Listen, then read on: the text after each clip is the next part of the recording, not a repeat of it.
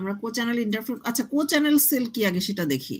কো-চ্যানেল sell হচ্ছে যখন একই frequency, same group of frequency different সেলে ইউজ করা হয়। এই ডিফারেন্ট যে সেলগুলো যেগুলোতে একই ফ্রিকোয়েন্সি ইউজ করা হয় এগুলোকে বলা হয় কো-চ্যানেল সেল, ঠিক আছে? সেগুলোকে বলা হচ্ছে কো-চ্যানেল সেল। এখন কেন আমরা সেম ফ্রিকোয়েন্সি ইউজ করি সেটা আমি আগেও বলছিলাম যে আমাদের যে রিসোর্স আছে এই রিসোর্সগুলো হচ্ছে এক্সপেন্সিভ, মানে ফ্রিকোয়েন্সি ব্যান্ডউইথ এগুলো হচ্ছে এক্সপেন্সিভ, ঠিক আছে? এই যে এগুলো আমাদেরকে আনইউজড ফেলে রাখা যাবে না, ঠিক আছে? এই যে এখনই দেখো, এখনই আমি দেখো ভোটের মধ্যে চলে গেছি অলরেডি। এই যে এখন ভোটের কারণে তোমরা সবাই চলে গেছো কোথায়, ড্যাফোডিল স্মার্ট সিটি রেখে চলে গেছো যে যার বাড়িতে, তাই না?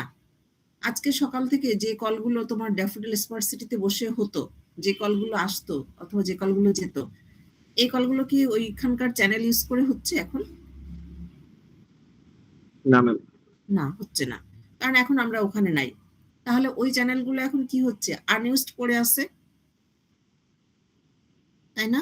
এবং কতদিন আনইউজড পড়ে থাকবে? যতদিন আমরা ছুটি কাটায় না যাচ্ছি ততদিন আনইউজড পড়ে আছে। তাহলে এই আনইউজড যাতে পড়ে না থাকে এই কারণে কি করা হয়, বলো? রিউজ করা হয়।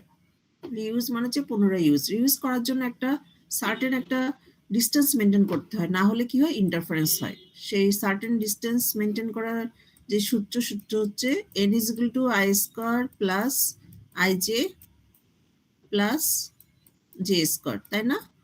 আচ্ছা, এনটা কি? এন মানে হচ্ছে ক্লাস্টার সাইজ, ঠিক আছে? এই সূত্র মেনটেন করে তবে i তম সেল পর্যন্ত যেতে হবে, এর সেন্টার থেকে যে কটা i ততগুলো সেলের সেন্টার। 60 ডিগ্রি অ্যাঙ্গেলে যে তম সেল পর্যন্ত যেতে হবে। এটা যদি 90 ডিগ্রি হয় তাহলে 60 নিশ্চয়ই এরকম কোথাও, তাই না? এখানে যে সেলটা যে পৌঁছাবে এই সেই সেলটা, ধরো একটা সেল, সেই কো-চ্যানেল সেল, এখানে আরেকটা কো-চ্যানেল সেল। এভাবে সব এস থেকে, এস মানে যে বাহু, ষড়ভুজের কয়টা বাহু? 6টা বাহু। 6টা বাহুর এই যে মিড বরাবর যে আমাদের যেই সেলে যে পৌঁছাবো, এই i j square i square plus ij plus j square, এই যে n এর মান কত হতে পারবে? n এর মান আবার সবগুলো হতে পারবে না, কারণ তুমি যদি চাও n এর মান কি 5 হতে পারবে, 6 হতে না পারবে? ম্যাম, 6 হতে পারবে না, এটাও মাথায় রাখতে হবে। তার মানে i আর j এর মান আমরা চাইলেই ইচ্ছা মতো ধরতে পারবো না। এটা সার্টেন কিছু ভ্যালু আছে যেগুলো এই সূত্রকে স্যাটিসফাই করে, ঠিক আছে? এই সূত্রকে স্যাটিসফাই করে। তার একটা ইয়েও ছিল ওই বইতে। আচ্ছা, বইটা ওপেন করি। না, এটা তো বই না। আচ্ছা, পরে দেখি। তো তার একটা টেবিল ছিল বইতে, আমি দেখাইছিলাম।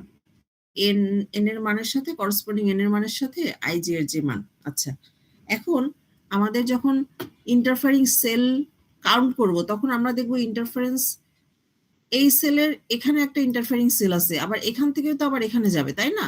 এখানেও তাহলে আরেকটা সেল আছে, আবার এই সেল থেকে আবার এরকম যাবে, সেখানেও আরেকটা সেল আছে।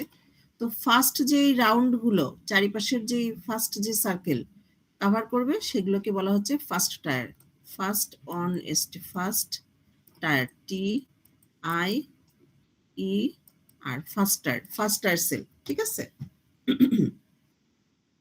তো ফার্স্ট টায়ার সেলের মধ্যে ইন্টারফারিং সেল কয়টা? এই ক্ষেত্রে 6টা, ঠিক আছে? এটা ডিপেন্ডস করবে তোমার ক্লাস্টার সাইজের উপরে। আমি যদি এরকম ষড়ভুজ আকৃতির এরকম 7 ক্লাস্টার সাইজের একটা ক্লাস্টার নেই, 7 সেলের একটা ক্লাস্টার নেই, তাহলে আমাকে চারিপাশে ফার্স্ট টায়ারের ক্ষেত্রে ইন্টারফারিং সেল হবে কয়টা? 6টা, ঠিক আছে?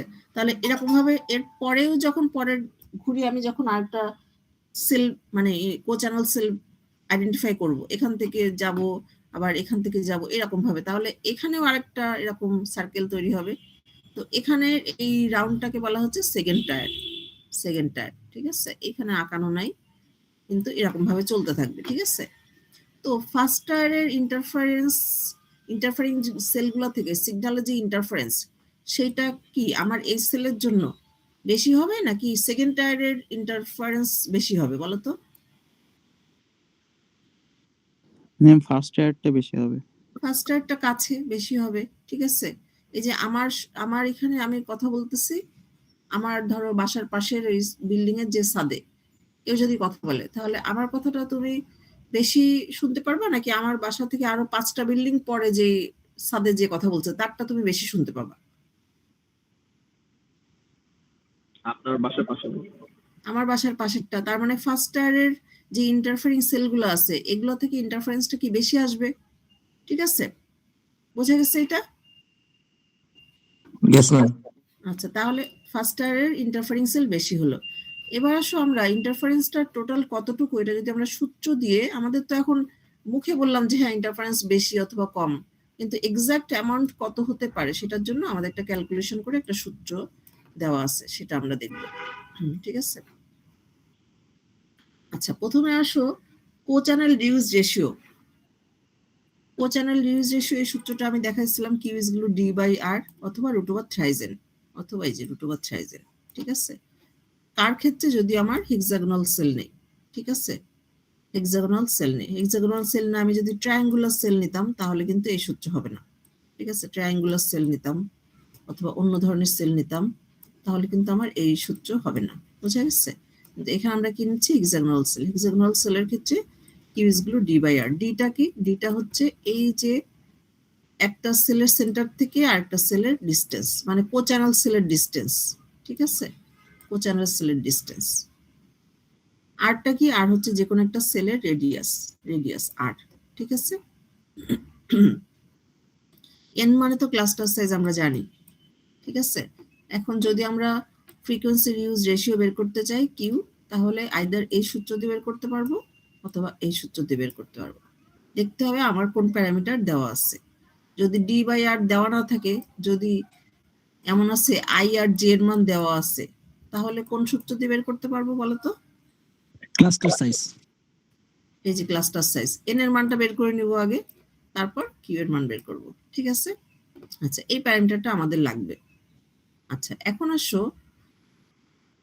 এই যে এই জিনিসগুলো আমি কিন্তু বলা হয়েছে যে কোচ্যানেল সেলগুলো ফিজিক্যালি সেপারেটেড হতে হবে। ওই যে আমি বললাম যে আমার বাসার ছাদ থেকে যে ডিস্টেন্স, এখান থেকে আরো ডিস্টেন্স পরের ইয়েতে, তাহলে পরের বাসার ছাদ, তারপরে বাসার ছাদ আরো ডিস্টেন্স, তাহলে আমাদেরকে যে কোনো যে কোচ্যানেল যে ইয়েগুলা কি বলে ফ্রিকোয়েন্সিগুলো কিন্তু সেম ক্লাস্টারের মধ্যে ইউজ করা যাবে না। সেম ক্লাস্টারের মধ্যে ইউজ করলে কি হবে? ইন্টারফারেন্স হবে।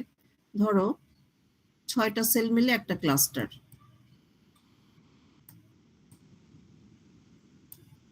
মাউস দিয়ে আঁকতেছে তো ওই জন্য ভালো হচ্ছে না।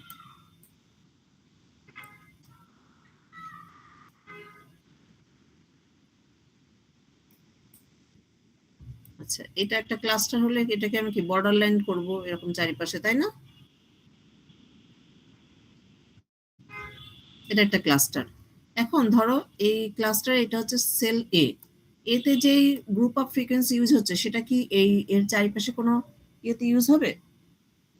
চারিপাশে কোনো সেলে ইউজ হবে না ম্যাম। কোথায় যে ইউজ হবে? অবশ্যই এই ক্লাস্টার থেকে বের হয়ে দূরে কোথাও, সেটা এই যে এখানে বলা হয়েছে, অবশ্যই সেটা ফিজিক্যালি সেপারেটেড হতে হবে। ঠিক আছে? Must be. বোঝা গেছে? তাহলে কোথায় হতে হবে? এখান থেকে বের হয়ে যে অবশ্যই কাজ। সেক্ষেত্রে তুমি যদি বলো যে আয়ের মান জে এর মান যে কোনো একটা ধরবা, ধরলে কি হলো? এমন হলো তুমি আয়ের মান জে এর মান এমন একটা মান ধরলে তোমার এই সেল এই ক্লাস্টারের মধ্যেই থেকে গেল, তাহলে কি হবে? তাহলে তো তোমার পাশাপাশি সেল হয়ে যাচ্ছে। হবে? এই তোমরা কি আসছো নাকি চলে গেছো? পিসিতে রেখে চলে গেছে আমাকে। একজন আছে, আর বাকি? আছি ম্যাম।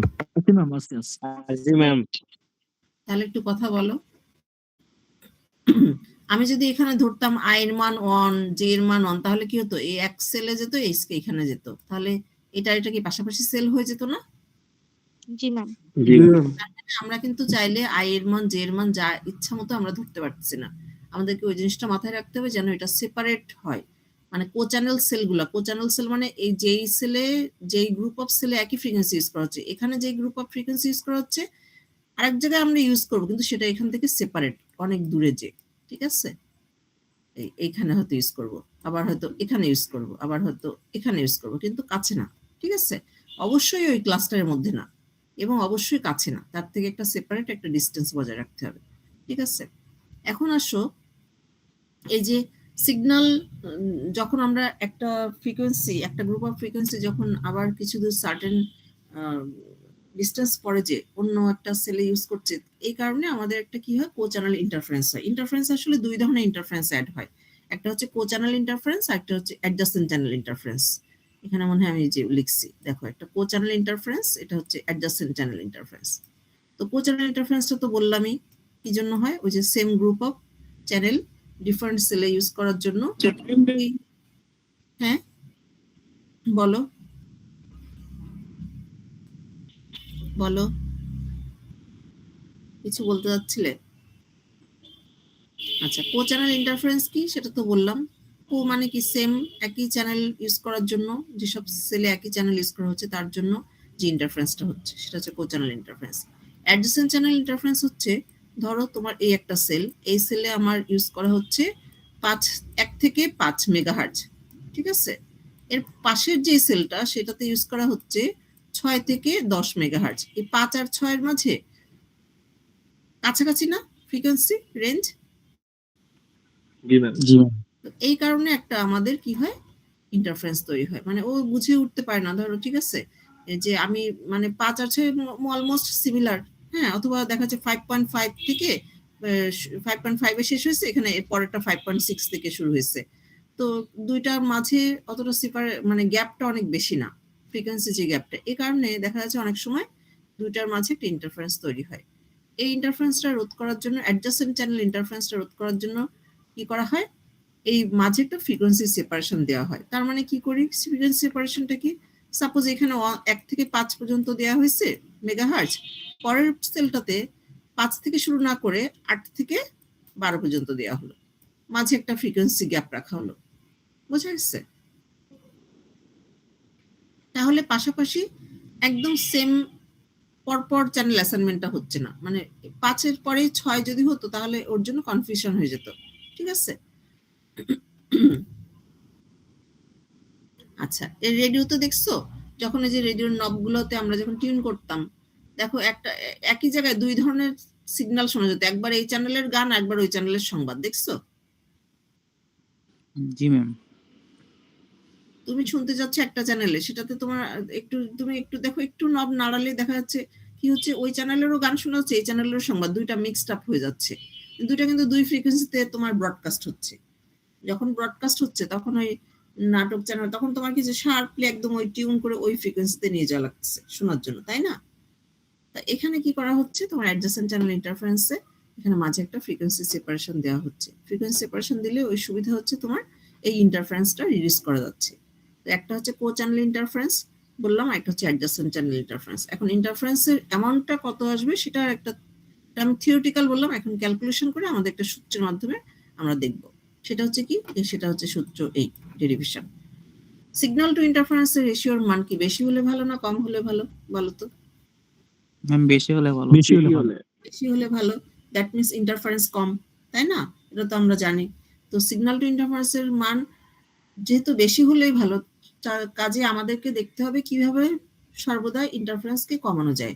হ্যাঁ, কিন্তু ইন্টারফারেন্স তো একদম তোমার রিডিউস করা যাবে না, একদম তো ডিসকার্ড করা যাবে না, হয়তো রিডিউস করে একটা ন্যূনতম একটা সার্টেন একটা মাত্রা আনা যাবে। যেমন ধরো এই যে আমি কথা বলতেছি, হ্যাঁ, এখন এই রাস্তা দিয়ে গাড়ি যাচ্ছে, গাড়ি হর্ন বাজতেছে, তোমরা হয়তো জানলা খোলা থাকলে শুনতে পারতে, কিন্তু তারপরেও তোমরা আমার কথাটাই বুঝতে পারছো যে আমি কি বলতেছি। তার মানে ইন্টারফারেন্স যদিও আছে আশেপাশের শব্দে, কিন্তু তোমরা আমার কথা শুনতে পাচ্ছ। কিন্তু যদি এমন হতো এখানে কেউ এসে যে ওয়ারফেজের ব্যান্ড সঙ্গীত এনে গান বাজাতো আর আমিও তোমাদের এখানে ক্লাস নিতাম, তাহলে কি আমার কথা তোমরা শুনতে পাতে? না ম্যাম। না ম্যাম। শুনতে পেতে না।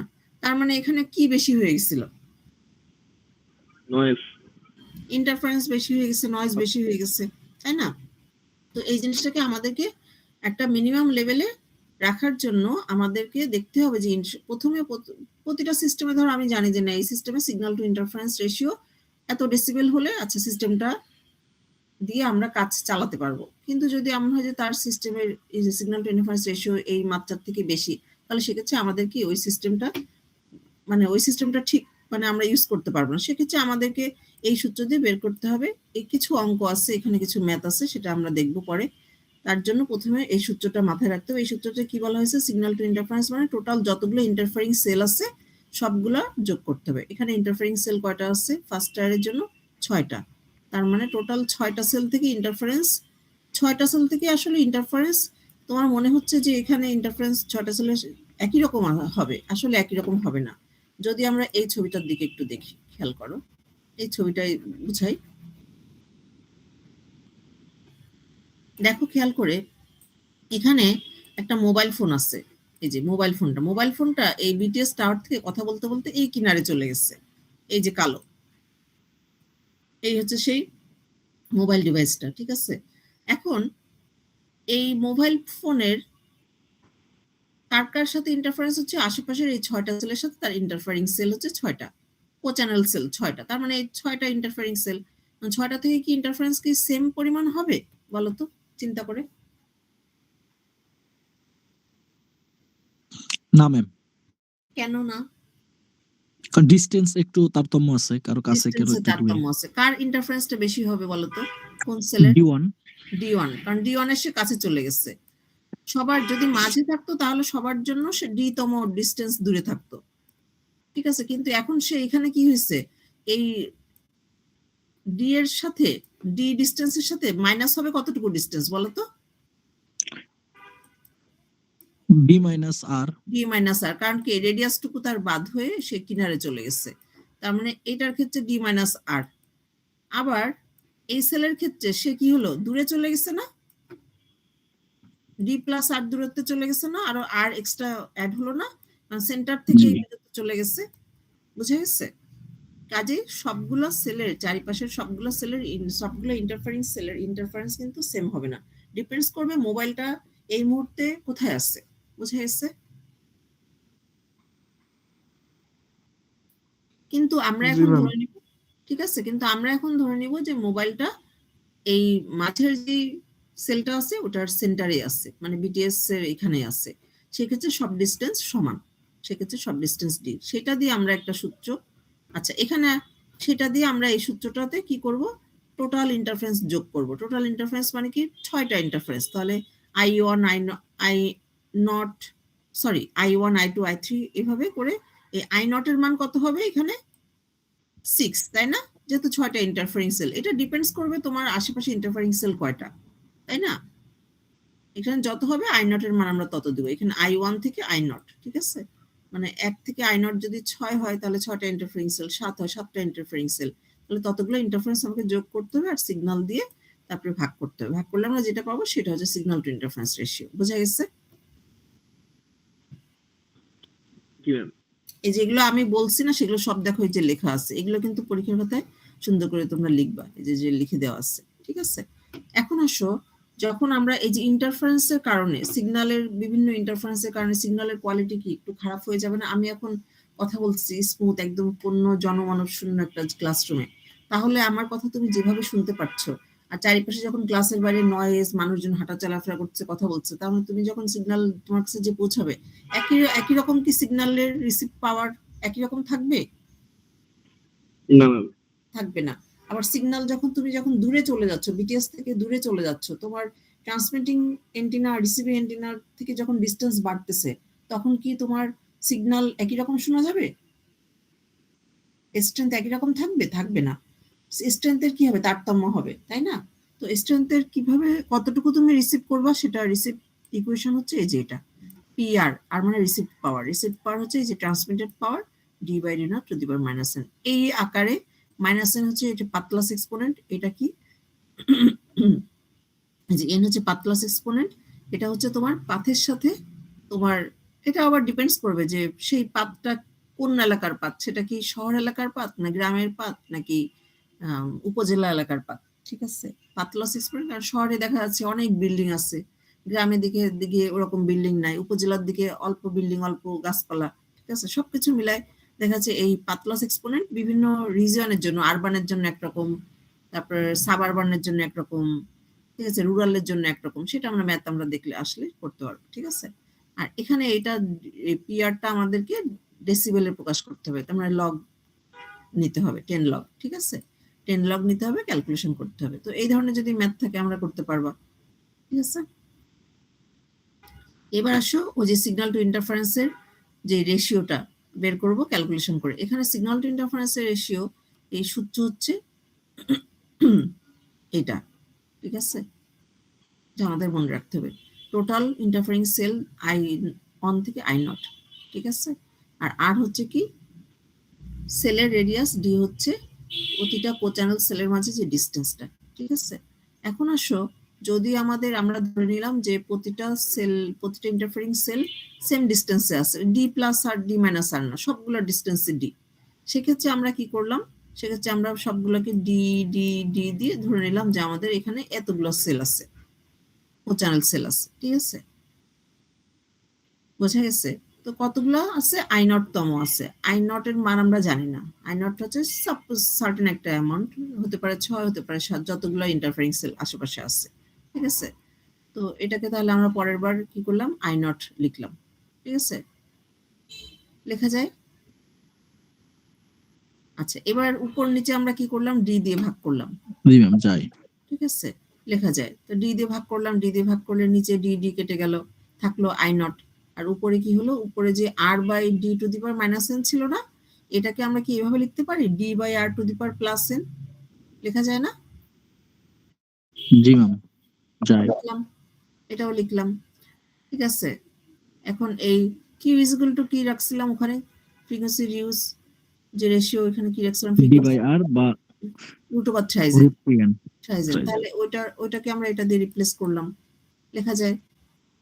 আর এন যেখানে কি ক্লাস্টার সাইজ, তার মানে আমাদেরকে ডিপেন্ডস করছে, দেখো খেয়াল করে, সিগন্যাল টু ইন্টারফারেন্স রেশিও বেশি হবে না কম হবে, এটা কিন্তু ক্লাস্টার সাইজের উপর প্রত্যক্ষভাবে তোমার রিলেটেড। তার মানে খেয়াল করো, ক্লাস্টার সাইজ যদি বেশি হয়, সিগন্যাল টু ইন্টারফারেন্স রেশিওর মান বেশি হবে, দ্যাট মিনস ইন্টারফারেন্স কম হবে। আর সিগন্যাল টু রেশিওর মান যদি, ক্লাস্টার সাইজের মান যদি কম হয়, তাহলে সিগন্যাল টু ইন্টারফারেন্স রেশিওর মান কম হবে, দ্যাট মিনস ইন্টারফারেন্স বেশি হবে, তাই না? জি ম্যাম। এটা কি শুধু এই ইকুয়েশন দেখে বুঝলে, নাকি জিনিসটা রিয়েলাইজ করতে পারতেছো? রিয়েলাইজ করতে পারতেছি ম্যাম। রিয়েলাইজ করতে পারতেছো না? ধরো একটা ক্লাস্টার সাইজ মাত্র, ধরো এটা হচ্ছে একটা ক্লাস্টার সাইজ কত, 3, ঠিক আছে, 3 ক্লাস্টার সাইজ। ধরো আমি আঁকলাম, এটার এরকম বর্ডার দিয়ে দিলাম 3 ক্লাস্টার সাইজ। এই জিনিসগুলো কিন্তু রিয়েলাইজ করো, বইতে কিন্তু এইভাবে কিছু বলা নেই, কিন্তু রিয়েলাইজ করে বুঝতে হবে। এখন এই ক্লাস্টারের এটার যে নেক্সট ফ্রিকোয়েন্সি রিউজ সেল আমি যাব, এটা ক্লাস্টার সাইজ থেকে যেতে গেলে আই এত, যেতে এত গেলে এখানে যে পৌঁছালো, তাই না? সাপোজ এখানে যে পৌঁছালো।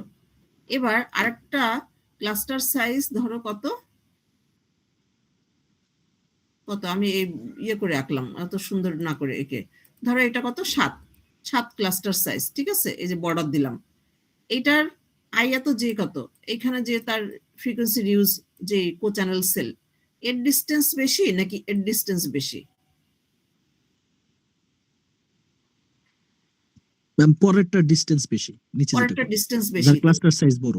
ক্লাস্টার সাইজ বড়র জন্য এই যে কোচ্যানেল যে সেলে যে পৌঁছাচ্ছে, একই ফ্রিকোয়েন্সি ইউজ করতেছে, সেটা কি দূরে যে হচ্ছে না ইউজটা? জি ম্যাম। আর এটার ক্ষেত্রে কি কাছে হচ্ছে না? হ্যাঁ তার মানে এটার ক্ষেত্রে ইন্টারফারেন্সটা কি বেশি অ্যাড হবে না? হ্যাঁ। বোঝা গেছে? তাহলে সেটা দেখো, আমরা মুখে যে বলতেছি সেটা ইকুয়েশন দিয়েও প্রমাণ করা গেল, ঠিক আছে।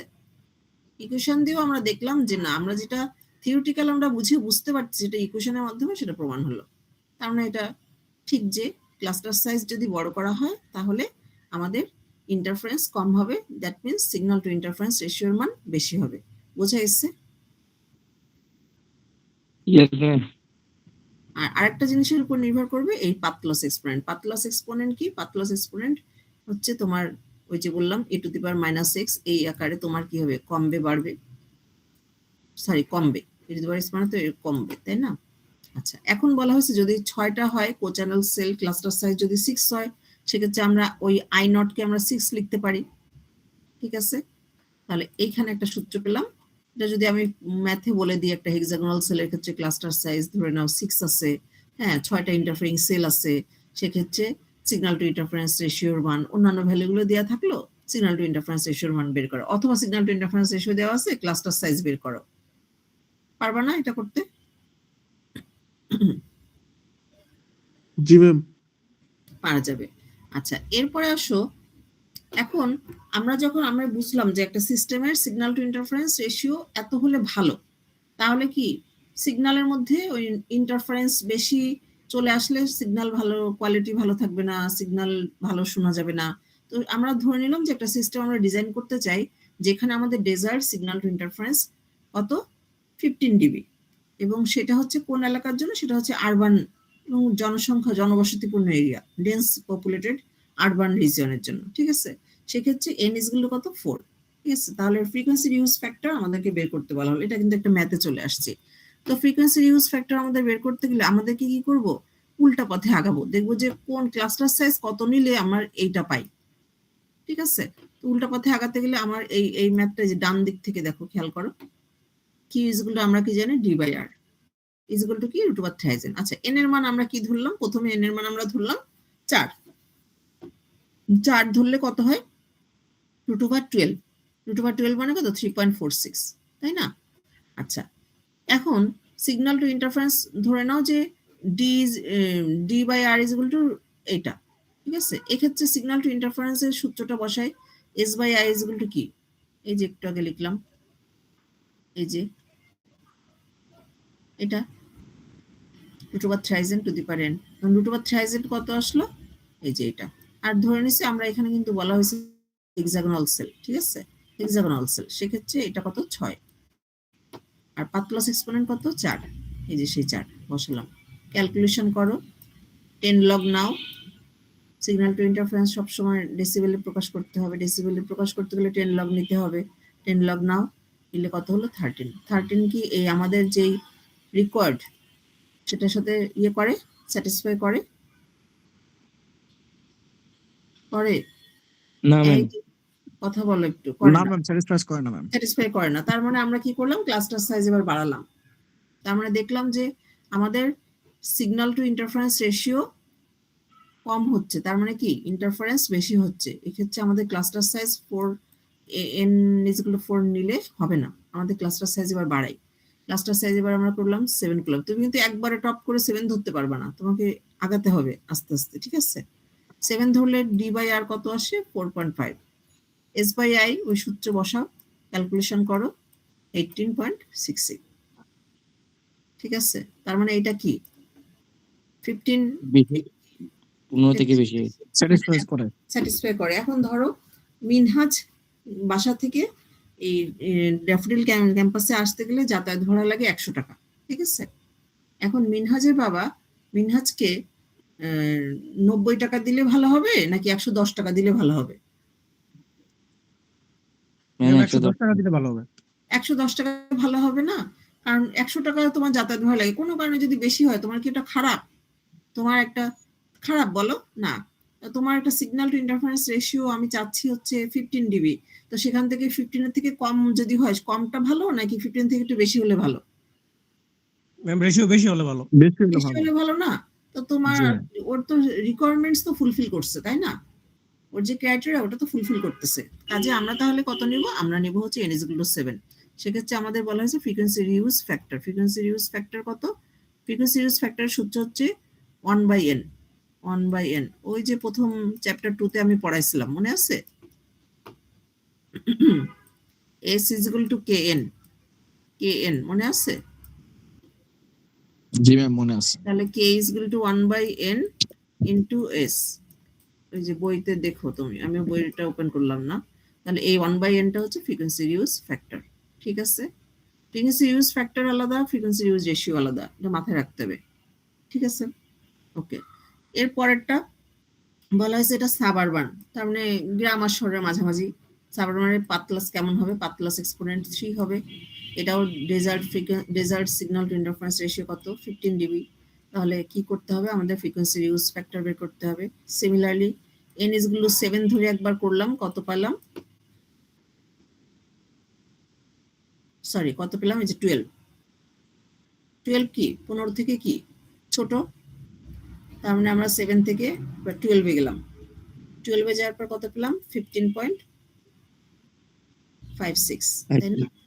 তার মানে n কত ধরলে করা যাবে, n যদি 12 ধরা হয় তার মানে এটা ফুলফিল করতেছে সিগন্যাল টু ইন্টারফারেন্স রেশিও। তাহলে এটা কত হলো 1/n, 1/n মানে 1/12, 1 ঠিক by আছে? 12 বোঝা গেছে? জি ম্যাম। তো এই পর্যন্ত এই যে এইটা কেবল আমি ইয়ে করছি যে দেখো, যদি তোমার মোবাইল এখানে চলে যায়, এখানে কিনারে চলে গেছে, তার মানে তোমার ডিস্টেন্স কি হলো? এইটুকু কি রেডিয়াস না একটা সেলের?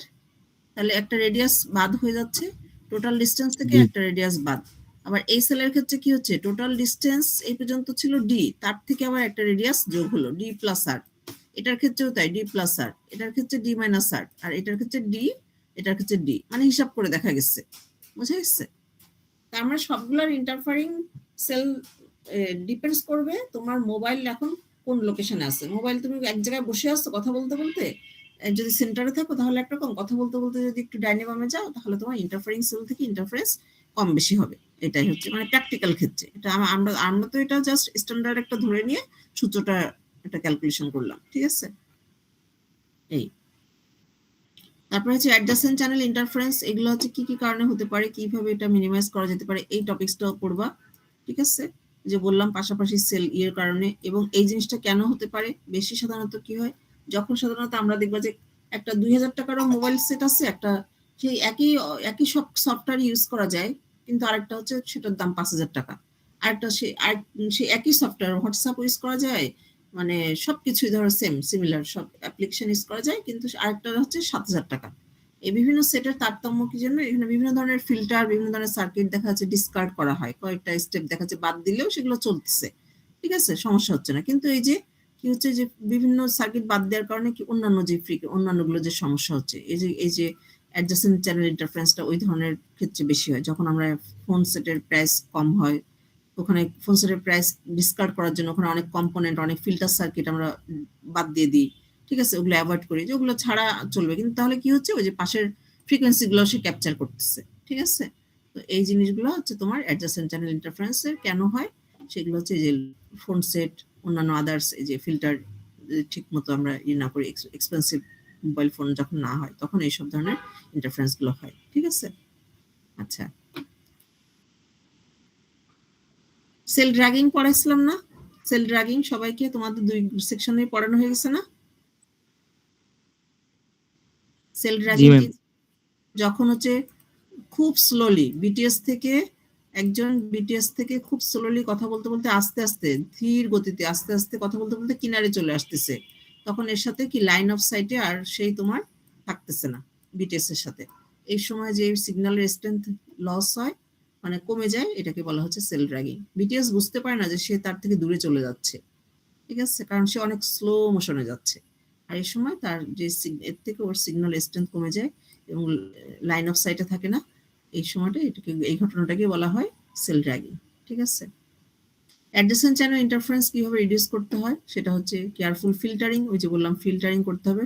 চ্যানেল অ্যাসাইনমেন্ট, ওই যে আমি বললাম 1 থেকে 5 দিছি, পাশেই 6 না দিয়ে সেখানে দিলাম 8 থেকে 10, 6 অন্য একটা জায়গায় দিলাম, বোঝা গেছে? এটা সেপারেশন রাখতে হবে, মেন কথা, ঠিক আছে?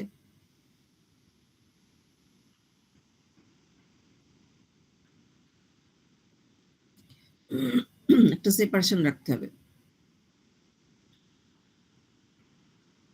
এবার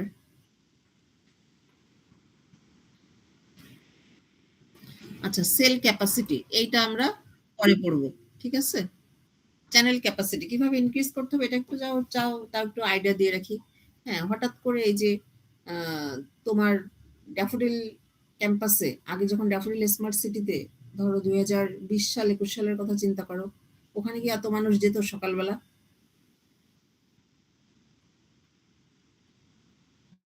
কেউ নাই, আমি একা। না ম্যাম। ম্যাম সকালে মানে বুঝি নাই ম্যাম।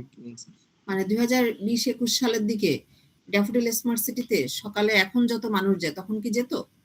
না ম্যাম। যেত না, কারণ ওখানে তখন ক্যাম্পাস চালু হয়নি, তাই না? পার্মানেন্ট ক্যাম্পাস চালু হয়নি তখন, তখন তো ধানমন্ডিতে ছিল। তো যখন গ্রামীণ ফোন, বাংলা লিংক, অন্যান্য যত অপারেটর আছে তারা যখন বিভিন্ন জায়গায় ফ্রিকোয়েন্সি অ্যালোকেট করছে, সেল প্যাটার্ন ইয়ে করছে, সেল ডিজাইন করছে, ওখানে ওর জন্য একটা কিছু তো করছে। একদম নেটওয়ার্ক ছিল না তা তো না, ওখানে এত নেটওয়ার্ক তো নিশ্চয়ই একটা দুটো কল হলেও করা যেত, যেত না? হয়তো কম যেত। তখন তো দেখা যায় ওই অনেক পরে একটা গ্রামীণের নেটওয়ার্কই পাওয়া যেত না। আমি তো যে একটা রবির সিম কিনছিলাম, মানে যখন ওই যে ল্যাব নিতে যেতাম, AB4 এ ক্লাস হতো, থিওরি ক্লাস, ল্যাব নিতে ওখানে যেতাম ইঞ্জিনিয়ারিং কমপ্লেক্সে 2022-এ। তখন ওখানে কোনো গ্রামীণের নেটওয়ার্ক ছিল না। তো এখন আমাকে হঠাৎ করে যখন এখানে এই ক্যাম্পাসে যখন সব সাবস্ক্রাইবার সংখ্যা বেড়ে গেল, তখন কি করতে হবে? ক্যাপাসিটি নিশ্চয়ই বাড়াতে হবে, তাই না? এখন এই ক্যাপাসিটি বাড়ানোর কয়টা ওয়ে আছে? ক্যাপাসিটি বাড়ানোর ওয়ে আছে 3টা। একটা হচ্ছে সেল স্প্লিটিং, একটা হচ্ছে সেল সেক্টরিং, আর একটা হচ্ছে microzone cell. Cell splitting, cell sectoring,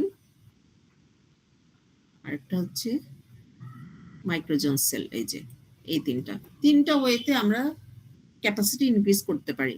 আজকে আমরা এটা দেখব না, এটা আমরা নেক্সট যে কোনো একটা ক্লাসে দেখব। ঠিক আছে, আজকে অ্যাটেন্ডেন্সটা নেই তাহলে।